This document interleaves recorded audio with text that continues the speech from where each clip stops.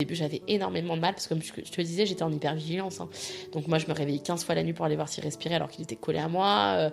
Quand je prenais ma douche, il fallait qu'il soit collé à moi, donc je prenais la douche que s'il était réveillé. Si je devais faire la sieste, c'était dans le canapé à côté de moi. Enfin, toujours ça. Et donc même quand il était avec mon mari, j'arrivais pas à me reposer. Et grâce au confinement, au premier confinement, le vrai confinement, j'ai appris à fermer les oreilles. Et à me dire que même si, parce que j'avais peur qu'il l'éveille mal, parce qu'il faisait pas comme moi, il lui disait pas assez d'histoires, il jouait pas comme moi, il lui parlait pas assez. J'ai appris à lâcher prise et me dire, mon mari il fait comme ça, moi je fais comme ça. Et donc à dormir le matin.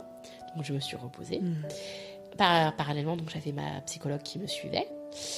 Et tout mis bout à bout, j'ai commencé à aller mieux. Et j'ai commencé à plus avoir envie de me flinguer. Ce qui était vachement positif quand même, parce que la vie c'est cool. Et je me suis rendu compte que mon fils, je l'aimais. Et il y a un jour, il m'a regardé. Il était petit, parce qu'il avait 6 mois au moment du Covid. Et j'ai ressenti un truc énorme. Une vague d'amour. Et je me suis dit, mais en fait, tu l'aimes, quoi. Tu l'aimes, c'est dingue comme tu l'aimes.